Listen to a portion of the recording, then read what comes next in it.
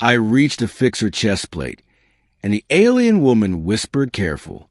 The training grounds on Varen, for loud with the clang of steel, the hiss of plasma, and the rumble of alien voices. I'd been assigned to the 12th Combat Cohort for only a week, and already I'd learned two things. One, alien armor was far more complicated than anything human soldiers wore. Two, Captain Saren had no patience for incompetence.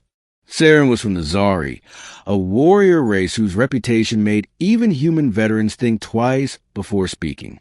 Her armor was a black and silver exoshell with plates that fit together like puzzle pieces.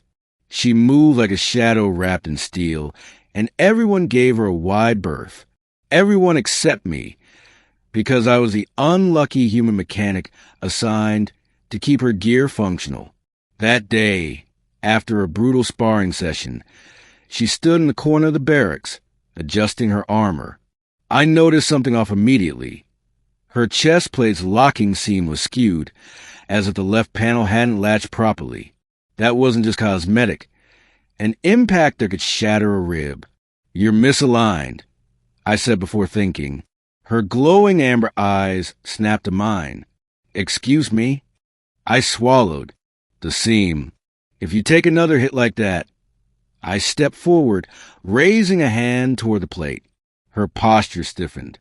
She didn't move away, but her gaze sharpened as if weighing whether to swat my hand or break it. "I can fix it," I added quickly. "Just hold still."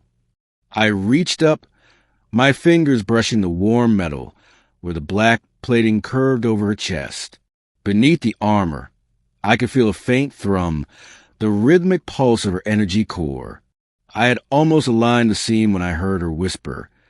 So quiet, I thought I'd imagined it. "Careful." My hands froze. It wasn't the kind of careful you said when someone might break something. It was the kind you said when something dangerous might break you. I glanced up. Her eyes weren't narrowed anymore. They were searching, watching me as if I had just stepped into forbidden territory. "This plate," she said softly, "covers more than my heart." Zari anatomy wasn't my specialty, but I knew enough.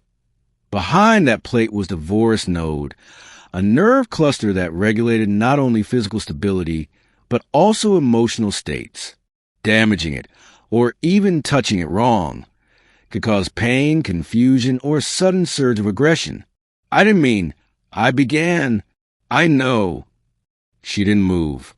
But intent doesn't stop instinct. For a long moment, we stood there, the clangs and shouts of the training hall fading into background noise. Her breathing was steady, but her gaze stayed locked on me. Slowly, she tilted her head, as if testing whether I'd flinch. I didn't. Instead, I gently realigned the latch, feeling the magnetic lock click into place. "There," I said. Her lips curved, not into a smile exactly, but something halfway there. "You have steady hands, human." Occupational hazard. I replied, stepping back. She reached up, tapping the plate once, as though checking my work. "Do you know what most humans do the first time they touch Zari armor? I'm guessing they don't make it to the second time." That almost smile deepened. They hesitate. They fear offending us, or they grip too tightly, testing our reaction. You did neither. Guess I didn't know I was supposed to. She studied me for another moment, then turned toward the sparring circle. "Come," she said over her shoulder. "You'll see why careful isn't suggestion." I followed, half expecting her to toss me into a fight. Instead, she motioned to a practice dummy, armored in Zari plate. She tapped the chest plate in the exact spot I'd just repaired. "Hit here." I blinked. With my fist. "With your strength." I struck the plate. The impact jarred my knuckles, but didn't even dent the armor. She gestured for me to watch.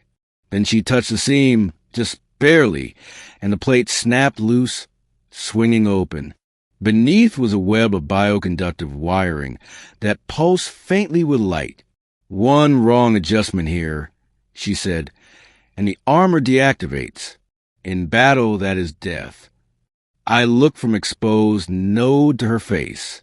So when you said careful, it was for your sake, not mine. Her gaze softened, but only slightly. If my instinct to judge you a threat, you would already be on the floor. A chill slid down my spine. Noted. She closed the plate, locking it with a sharp click. Then she handed me a maintenance tool. You will service my armor after every engagement, and you will remember the word I used. Careful, I said. Good.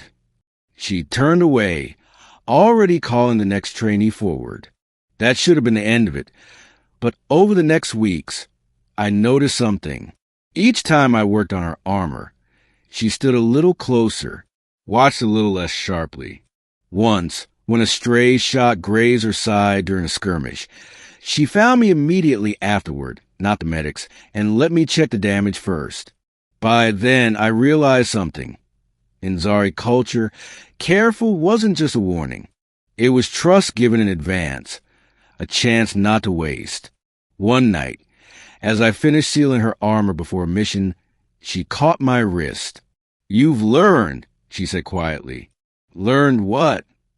To touch without harm. The words carried more weight than the plates I'd been adjusting. I met her gaze, and for once, she didn't look away. When she finally stepped back, she left me with only 2 words, the same ones from that first day. Yet now they sounded almost like a promise. Be careful. And I intended to be.